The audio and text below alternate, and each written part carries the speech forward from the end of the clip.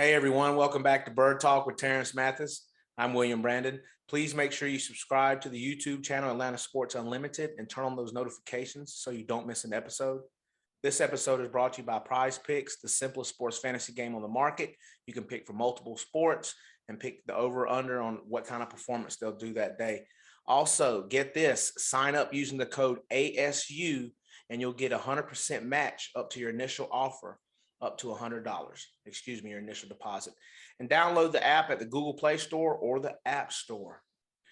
Well, Terrence, since we ended our show last week, it actually came out that day. We had some big news that shook up the NFL. Brian Flores, former Miami Dolphin coach, filed a lawsuit against the NFL and three teams, Buffalo Bills, New York Giants, and the Miami Dolphins for discrimination in their hiring practices, and the Dolphins for firing him unjustly. What did you think about that lawsuit that came out? Well, it was almost to a point where you exhaled a little bit because here's a young man. He's 41 years old. He's been successful coaching football for a long time in the NFL with the Patriots, and then just recently with the Miami Dolphins. And he was one of the most respected coaches, not only in the league but amongst players. Mhm. So when he got fired and then this lawsuit came out, it was one of those things that, and you I don't want to say he's a martyr. What I'm saying is he's standing up for something that he truly believes, and that that's something that he believes that really has happened to him, and that has happened to others who want to be part of the NFL as a head coach, GM, personnel director, or even position coach, whatever it may be. So I think he's speaking for a lot of us, that a lot of black coaches right now, not on all levels. You got to understand, this doesn't just stop at the NFL level. It trickles down to college football all the way to high school football. And the thing is that here's a man, and I applaud him. I applaud him. I applaud him. And there's going to be some change. There's going to be some change, and don't expect it to happen overnight, because then if it happens overnight, first thing we're going to say is, oh, they succumb to the pressure. Oh, he's just a token in there because of the lawsuit whatsoever. See, and that's the other thing that we as black coaches are going to have to fight also. But at the end of the day, let's put resumes back to back, interviews back to back, and let's see. It'd be nice to see if the public can see, hey, here's an interview with this candidate, here's an interview with this candidate, here's this candidate's resume, here's this candidate's resume. Yeah. And then it'd be funny to see how the public would judge who is the better qualified person for the job. And at the end of the day, the owners still have say. So, look, it's it's their toy. They can put whatever batteries they want in it. So there you go. Yeah, you've coached at some form of fashion at every level, high school, college, and even in the pros. Have you ever experienced something that similar to what Brian Flores is talking about? You know what? I have not. I do feel that I am just as qualified or more qualified than some that are at the positions that I desire to be at. A receiver coach, head coach, GM, director of player personnel. I think that I can do the job and be a great leader at that job. And um, sometimes I feel that I get punished because I played 13 years in the league. Yeah. And it was like, well, should I not just at the college? Should I just went to coaching? And by now I'd be a GM or a head coach whatsoever. So it seems like former athletes, I feel, sometimes get punished because they played so long and others didn't get afforded the opportunity to play and have a privilege to play in the NFL. And it seems like they seem to be put to be more qualified than we that have played the game. So in that respect, I can say I feel like I get overlooked because of that. Yeah, at the end of the day, you do look and you go, wow, is it because I'm black that I'm not getting a job? Yeah. You do think that sometimes. I mean, that's just human nature. And the thing is, even though I haven't been in the NFL enough to know uh, that things like that has happened to me, that don't mean it doesn't go on. That Yeah. don't mean it's not happening. But Mhm. I'm just saying, for me, uh, you know, I would have to be in the situation. I have to be in the organization. I have to be in the realm of the NFL to answer that question properly. What do you think that what can the NFL do? Because, they have the Rooney Rule in place, but that's not really ever done anything. This is where we are now. They bring people in, kind of just go through the motions to check off the box that we interviewed a minority, and then bring in the guy who they actually wanted. Be it as may is usually a Caucasian, a white man. What can they do to make it fair? The first thing, and I heard this said a number of times, and I've said it before. Why do we have to have a Rooney Rule? Mm-hmm. So now that's the question you need to ask. Why do we have to have a Rooney Rule when your athletes are 70% African American and there's nobody representing them in the organization, that they can look at. So why do we even have that rule? And that's bogus as it is. Why do we have a Rooney Rule? We shouldn't have to have a Rooney Rule. You should hire a person on its merits and on his qualifications, and the best man wins the job. And that's how America works. And the thing is what needs to happen is there needs to be a conversation with all 32 owners. It needs to be it has to be one of those conversations where uh, truth has to come out. The only way we can get over this, truth has to come out. Why do you do the things you do? Why won't you hire this guy to be your head football coach? What is the issue with having an African American on the sideline of your organization? You got to ask those questions. It could be, and the thing is, I think you heal that way if you talk about it, Yeah. because I don't think all 32 owners feel the same way. Mm-hmm. So you heal and you discover, and then you fix, and then you engage, and then things start to get better. You see what I'm saying? But until you just mom and says, well, we know how he feels about black coaches, and we know how he feels about black coaches, and no one is saying anything, it becomes an issue, because I know right away when you fire Brian Flores, and I'm the owner, and I'm Ross, I'm getting a phone call from the owner and the Patriots, Mm-hmm. because hey, he was one of our guys. What happened? Look, that's not a good look. That's really not a good look. It's one of those things. If I'm Jerry Jones, hey man, what happened? That's not a good look. We can't have, so, because at the end Yeah. of the day, it's about that money, man. It's about that money. And right now, you know, God forbid that the effect happens in the box seats, in the Yeah. box office, where fans stop coming, they stop watching whatsoever, and the owners don't want that, the NFL don't want that, the players don't want that. So the thing is that there, you know, comp, you know, there shouldn't even come to be a compromise, because a Yeah. compromise is giving up something you really don't want to give up. Just do right. That's the best thing. This is the best thing to do. Just do right. And the first thing is, I know we always look to the owners, rightfully so, because they're at the top of the food chain, so to speak. But there's also other guys in the organization before the owner that make decisions that kind of breed a certain culture. And Yeah. I think that's also part of the Yeah. problem. We've got too much of the old guard, the Yeah. old way of thinking, the good old boy system. Yeah. You have so many coaches that get passed down from their son to their son.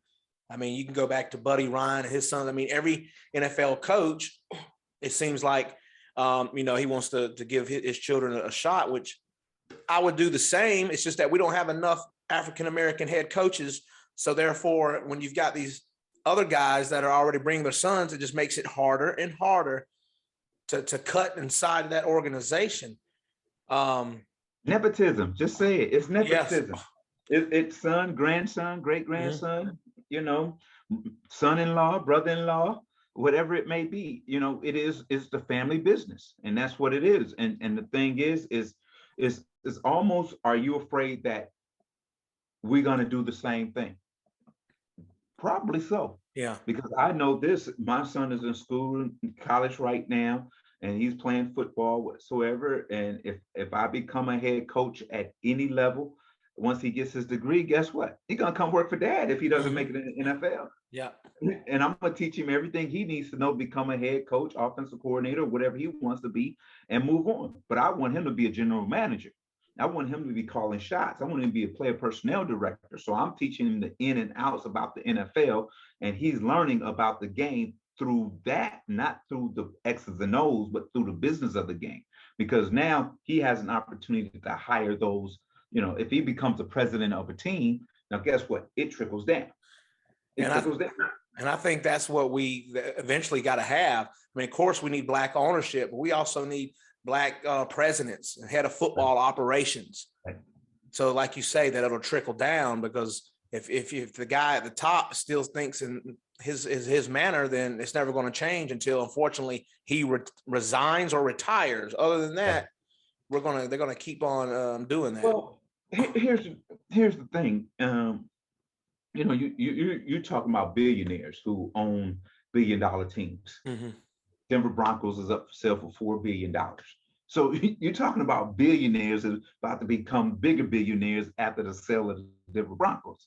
So here it is, though, that if you look at it in a fan's perspective, let's just talk about Atlanta, for instance, who has the most African-American season ticket holders than any other team in the league. Mm-hmm. If you go to a game, it's Black Hollywood, pretty much. So here's the thing. African Americans spend over $1 trillion in consumer goods a year. So if I'm a businessman, guess what I want? I want part of that $1 trillion to add to my billions. Mm-hmm. So at the end of the day, I gotta do what's right to continue. If I'm a businessman and it's about money for me, to continue my wealth, to continue my generational wealth for my kids and grandkids. So why would you mess with something that's so valuable to you, that is generational, like an NFL franchise, where at some point it could be boycotted for the next 3 to 5 years? And the only reason fans are not doing it, especially season ticket holders, because their money is already invested. They feel like they can't throw it away. So, at the end of the day, when those season tickets end whatsoever, you got to look at how many African Americans, or even how many fans re-up because of what's happening in the NFL today. Yeah. And we're not, Black coaches not asking for handouts. We want it to be fair. Exactly. Be fair. Don't make, when a job comes open, head coach from another team, hey, I got this quarterback coach, or I got this pass game coordinator, offensive coordinator, be a good fit for you. And you go, oh, really? Yes. And so now, they're doing favors for each other. Mm-hmm. Instead of saying, hey, let's find a list. Let's look at every team in the NFL, look at all 32 teams, and look at their coaching staff, and let's generate a list from the coaching staff by, first of all, their position, offensive, defensive coordinator, and their experience, and their merits. Yeah. Let's do it that way instead of just word of mouth. Understand this, just because I'm going to say some things here that may get me in trouble, but I don't care. Understand this, Denver hires Hackett from Green Bay. Yeah. Right? So Hackett goes to Green Bay. So he brings the tight end coach from Green Bay, the tight ends coach Mhm. I'm gonna tell you, the tight ends coach, William, you can coach tight ends in the NFL. That ain't much of a job to do because most of the time they're with the offensive lineman. Yeah. So the tight ends coach to become the offensive coordinator for the Denver Broncos. Come on, man. Just So giving out understand this. So jobs. I bet you this conversation was had. So all year we've been interested in, getting Aaron Rodgers in the Denver Broncos uniform. Oh, I can make that happen. Hire me as your coach. I was his quarterback coach. We have a good relationship. We may be able to get him in free agency. Hey, that's a great idea. He has a familiar face in an unfamiliar place, and we've been wanting him, and we got the cap space to get him. Then let's hire you. Hopefully, we get Aaron Rodgers. Hey, you don't think that conversation was had? Oh, I agree. I agree. A lot of times that players negotiate bringing so-called players or whatnot. Yeah, coaches do it all the time. They do it all the time. How? So here's another one. The new head coach for the Miami Dolphins. They said he wowed us with all this stuff that he can do in this game plan and these plays that he can help Tua. Well, it didn't work for Garoppolo. Yeah. So if you had all this, and it didn't help you in San Francisco with Garoppolo. So what makes you? And that's the thing. So that guy, he wowed them, but Brian Leftwich and Benamy are all they were talked about. They get talked about so much during the playoffs. Oh my gosh, they're gonna make great coaches. As soon as they were eliminated, it died. It died. Nobody talked about it again. And see, and here's the thing: it's part of the media too. The media can make you a head coach just like that, or they can make you disappear just like that. Oh, you don't think that's just like the media makes superstars in every sport because if you talk about them enough, everybody think, oh, he's very good. He's very good. Look, he's very good. He's very good. But he's no better than the other guy that plays next to him or on the other side of him. You just talk about him more and you make him think that he's better than the other candidate or the other player. And that's the way it is. That you don't think GMs, presidents, and owners listen when they're watching games? Oh, You don't 100%. think they read when Adam Schefter says, "Oh, such and such could be a great candidate for a head coach," or on ESPN they talking about, "Well, look what he did with such and such. He'd be a great head coach one day." You don't think they listen? 100%. Because they're not doing their homework. They're just listening to what everybody else thinks. Yeah. It just it disgusts me overall. It seems like it's just a slow progression. Before that, black quarterbacks got the notoriety that they deserved. They were told they couldn't play quarterback or they weren't good enough or smart enough to be a quarterback. So now we got black quarterbacks playing at the highest level. And now we're going through the same thing with head coaches. I don't know if he's good enough. I mean, you've seen, like you say, if you're going based off of merit, there's no way it couldn't have been just one black head coach just previously. You know what I mean? There's no way that you're telling me all these people, it was just based off of merit, that only one black man is qualified enough. It don't even make sense. Well, here's the problem, William, and it's not a problem because it's a blessing more than anything. Mike Tomlin, 15 years, 15 winning seasons. Okay? Yeah. 15 winning seasons. So owners say, we want another Mike Tomlin. So after 1 year, 2 years, you're not winning. It's like, oh man, we can't get there. You're already not going to catch Mike Tomlin because you didn't go 500 or better the first 2 years. So you going, oh my God, it's not going to work. You don't even give him a chance. You don't even equip him with the players or the opportunity to win. It's like, okay, we're gonna give you a chance. You only get one shot at this. You get one shot, and then it's over. Understand this. And I seen something, and I seen it this morning, and something clicked. I think it was 2008 Super Bowl Mhm. when it was Lovey Smith and Tony Dungy. Tony Dungy, the first two black head coaches to play in the Super Bowl. Mhm. What happened after that? Yeah, we we haven't revisited that, Mark.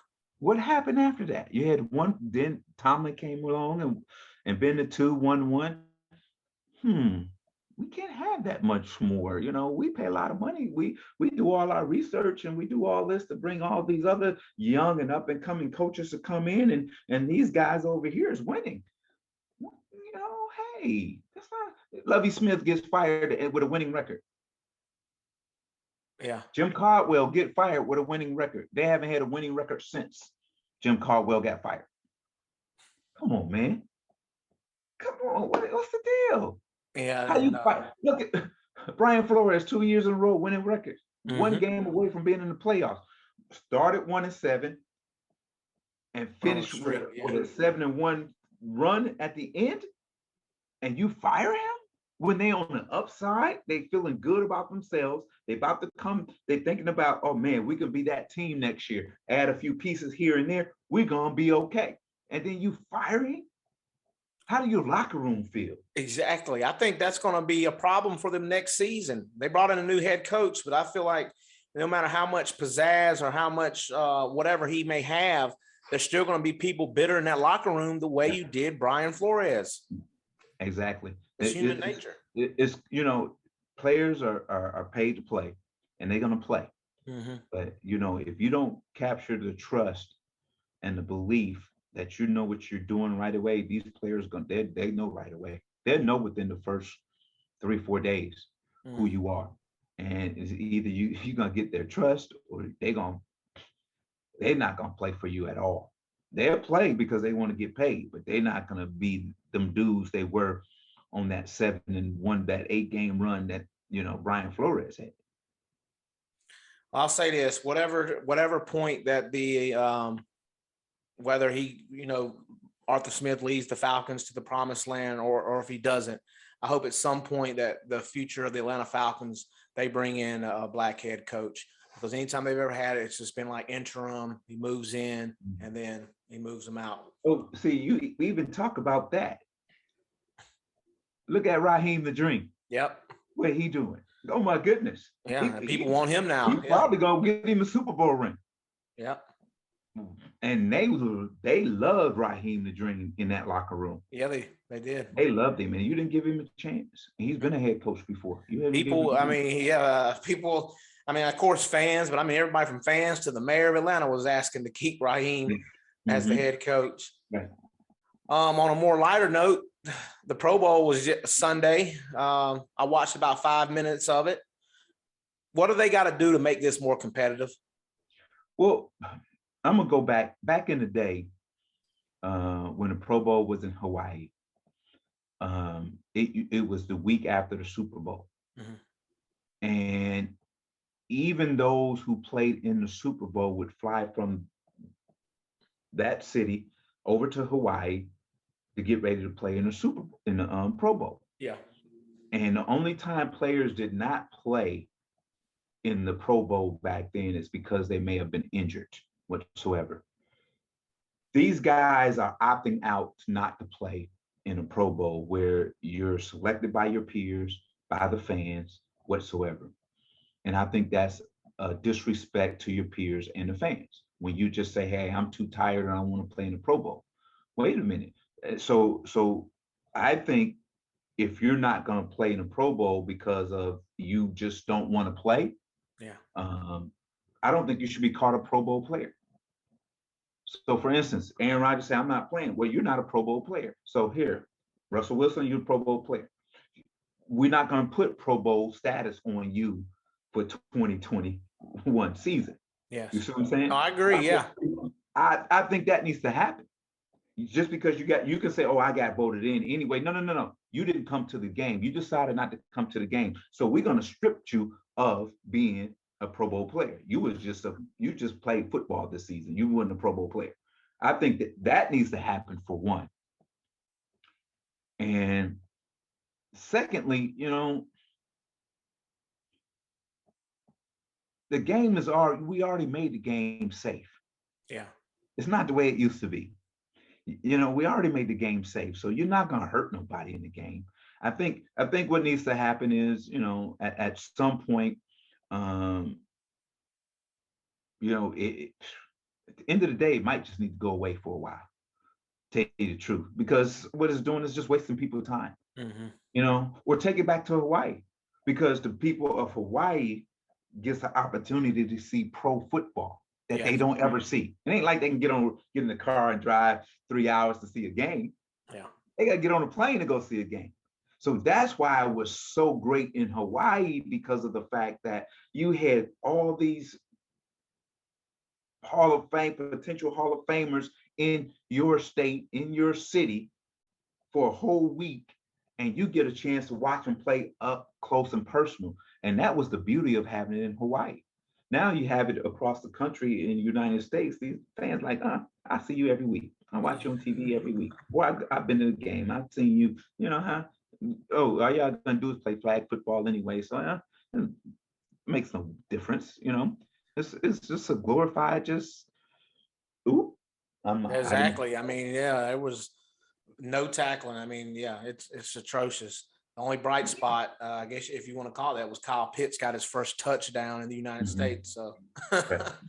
Well, here's the thing. If you're gonna do the Pro Bowl, just make it a 7-on-7 tournament. Just play well, seven that on would be seven. cool. That'd be cool. Just play 7-on-7.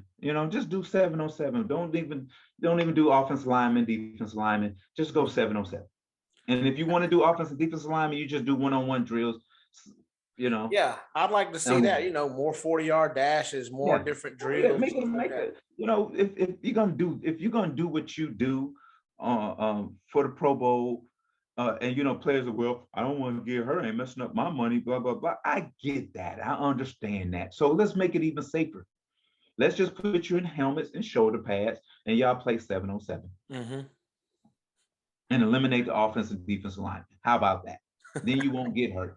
So when you get voted to the Pro Bowl, offensive and defensive lineman, you get your bonuses and you get your T-shirt and your hat and say I was a Pro Bowl player and leave it at that. Get your jersey and leave it at that. Don't even show up. You can go for the week and just hang out and then watch the 7-on-7 uh, touch game.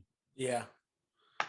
Well, moving on to real football, the biggest game of all of professional sports, the Super Bowl next Sunday, Cincinnati Bengals versus the Los Angeles Rams. Who you got? I already Ooh, know the Rams. why would you say I have the Rams?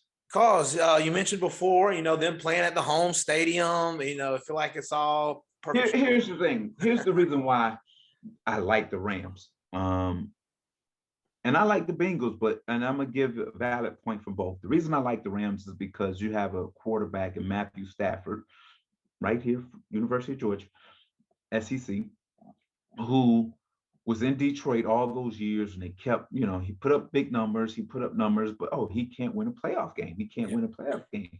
Matthew Stafford for the last 2 or 3 years been asking for more talent. I need more help. I need more help. I needed more help. And the Detroit Lions wouldn't go out and get him help. So then they did a 1-for-1 trade with Jared Goff, um, and he goes over to uh, with the Rams, and he has Woods before he got hurt, and he has Cooper Kupp, and has some good running backs whatsoever, playing behind a great defense. Yes. So he starts to light it up a little bit. So everybody's going, woo, but this is the same thing he's been doing in Detroit. Yeah. This is the same thing he's been doing in Detroit. But now he has he has Jefferson, and then he has OBJ, he has Cooper Kupp. I don't know if the tight end is going to be healthy for the Super Bowl, but he got a good tight Higsby, whatever his name is, Yeah. good tight end, and he got good running backs. And then he has that defense, who probably is the best front four in the NFL right now. Yeah. So, and it's a great story, because with OBJ, it's like, oh, was it OBJ in Cleveland, or Mhm. was it Baker Mayfield? But he's excelling with a guy that can get him the football. You see what I'm saying? Yes. So here's the thing. And then you have a coach. Then here's the X factor right here. It's McVay. The first time around, I think he was like a kid. I'm in the Super Bowl. He was young. I'm in the Super Bowl. Mom, Dad, I'm at the Super Bowl. Blah blah blah. So it was like, and I think this time around he's going to be better prepared and more ready for this game. So I'm gonna pick the Rams. Now the Cincinnati Bengals had that dude named Joe Cool Burrows, and he had a number of weapons around him. Yes. He got a good defensive team, good pass rushers whatsoever. I would never count Joe Burrows out, but I feel Joe Burrow's been sacked a lot this year, so I feel you might see a record number of sacks by the Rams for a Super Bowl game in NFL history. So Yeah, that's that's going possible. so it's going to be interesting. If they can hold off that front four of the Rams, they have opportunity to win the football game. But if they can't do that, game over. I'm gonna go with Cincinnati, the underdog. Well, you got to go with the underdog. Yeah, I gotta go with the underdog. What you got for us in the show? You know what? I don't have much today. Here's the thing. With everything that's going on in the NFL today, with the Brian Flores lawsuit, all those civil suit and those things, and it's during Black History Month, and it's just a constant reminder how far we still have to go to get the respect and get treated the way uh, all other Americans are treated. All right. And I don't know if it just failed that way with this civil suit during Black History Month. And during this month, every day I reflect on those who struggled uh, to get us to where we are today. Yeah. And there's been many, and there's been many, and there's been many, and there's many that we don't even know their names.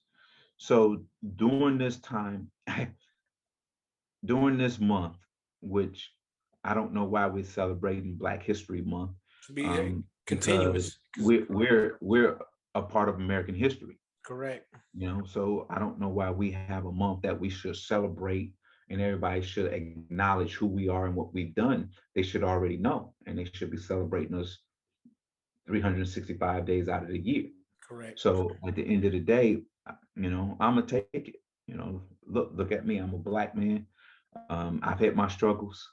I had to persevere. I had to fight, and it's not over. My fight is not over for what I want. And don't any of you get weary out there, because the fight is not over. Just keep going. You got to look at our ancestors, those before us that fought to get us to where we are today. So we got to grab that torch and take it further and pass it along to our kids and grandkids, so it'll be better for them. And it may not be, but we got to keep fighting until justice and equality is won. Definitely.